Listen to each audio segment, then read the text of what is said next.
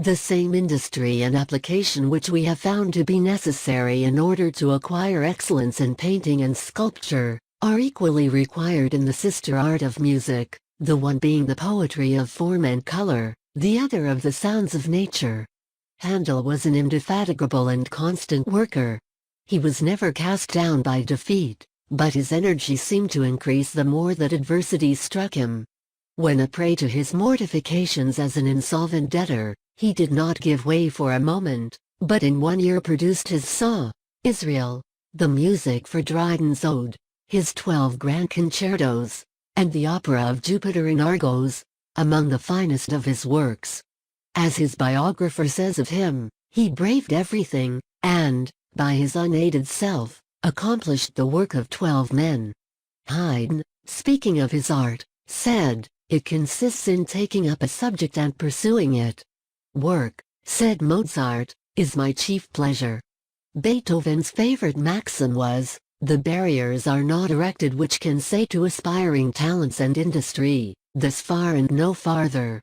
When Moscheles submitted his score of Fidelio for the pianoforte to Beethoven, the latter found written at the bottom of the last page, "Finis, with God's help." Beethoven immediately wrote underneath, "O man, help thyself." This was the motto of his artistic life. John Sebastian Bach said of himself, "I was industrious. Whoever is equally sedulous, will be equally successful."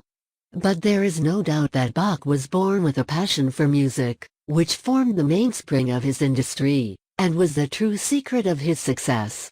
When a mere youth, his elder brother, wishing to turn his abilities in another direction, destroyed a collection of studies which the young Sebastian, being denied candles, had copied by moonlight, proving the strong natural bent of the boy's genius.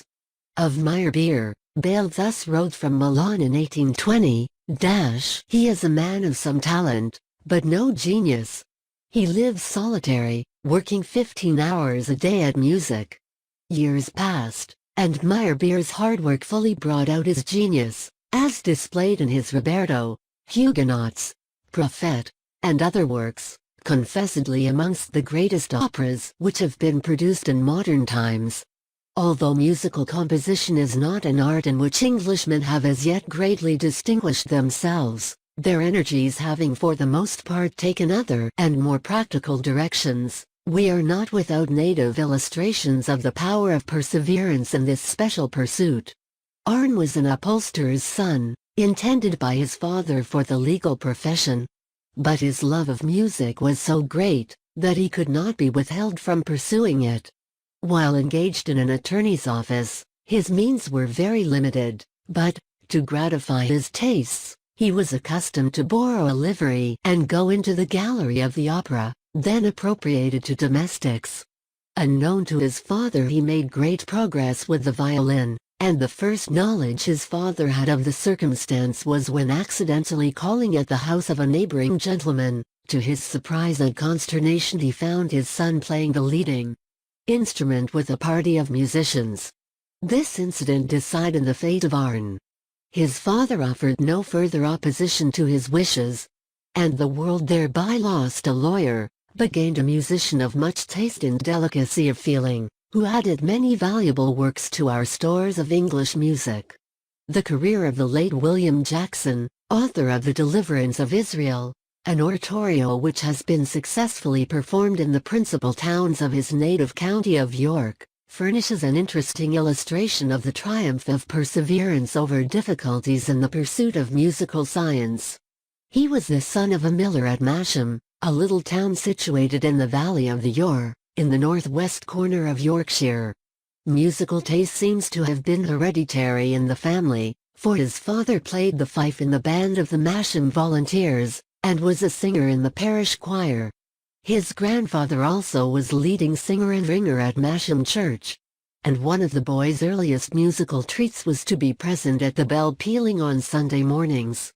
During the service, his wonder was still more excited by the organist's performance on the barrel organ, the doors of which were thrown open behind to let the sound fully into the church, by which the stops, pipes, barrels, staples, keyboard, and jacks, were fully exposed to the wonderment of the little boys sitting in the gallery behind, and to none more than our young musician.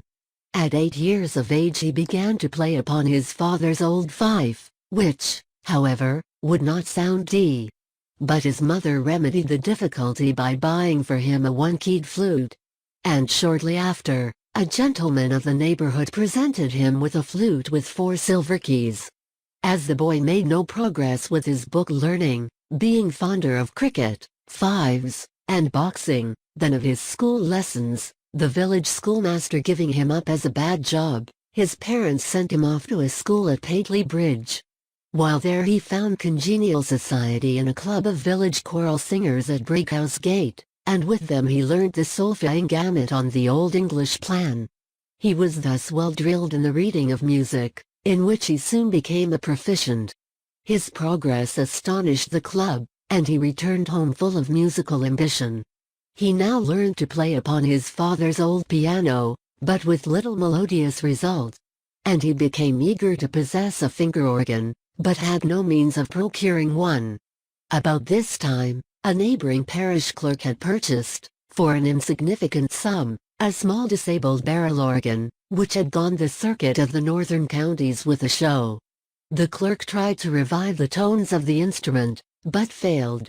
At last he bethought him that he would try the skill of young Jackson, who had succeeded in making some alterations and improvements in the hand organ of the parish church. He accordingly brought it to the lad's house in a donkey cart, and in a short time the instrument was repaired, and played over its old tunes again, greatly to the owner's satisfaction. The thought now haunted the youth that he could make a barrel organ, and he determined to do so. His father and he set to work, and though without practice in carpentering, yet, by dint of hard labor and after many failures, they at last succeeded.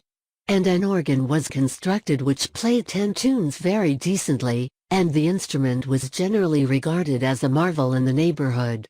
Young Jackson was now frequently sent for to repair old church organs, and to put new music upon the barrels which he added to them. All this he accomplished to the satisfaction of his employers, after which he proceeded with the construction of a 4-stop finger organ, adapting to it the keys of an old harpsichord. This he learned to play upon, studying Callcott's thorough bass in the evening, and working at his trade of a miller during the day. Occasionally also tramping about the country as a cadger, with an ass and a cart. During summer he worked in the fields, at turnip time, hay time, and harvest, but was never without the solace of music in his leisure evening hours. He next tried his hand at musical composition, and 12 of his anthems were shown to the late Mr. Kimmage, of York, as the production of a miller's lad of 14. Mr. Kimmage was pleased with them, marked the objectionable passages, and returned them with the encouraging remark, that they did the youth great credit, and that he must go on writing. A village band having been set on foot at Masham, young Jackson joined it, and was ultimately appointed leader.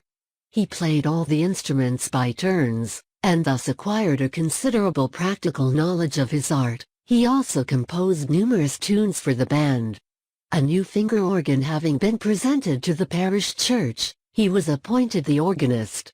He now gave up his employment as a journeyman miller, and commenced tallow chandling, still employing his spare hours in the study of music. In 1839 he published his first anthem, For Joy Let Fertile Valleys Sing.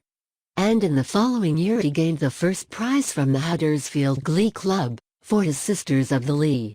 His other anthem God Be Merciful to Us, and the 103rd Psalm, written for a double chorus and orchestra, are well known. In the midst of these minor works, Jackson proceeded with the composition of his oratorio, The Deliverance of Israel from Babylon. His practice was, to jot down a sketch of the ideas as they presented themselves to his mind, and to write them out in score in the evenings, after he had left his work in the candle shop. His oratorio was published in parts, in the course of 1844-5, and he published the last chorus on his 29th birthday. The work was exceedingly well received, and has been frequently performed with much success in the northern towns.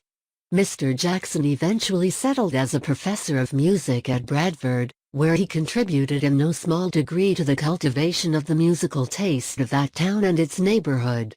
Some years since he had the honor of leading his fine company of Bradford choral singers before Her Majesty at Buckingham Palace.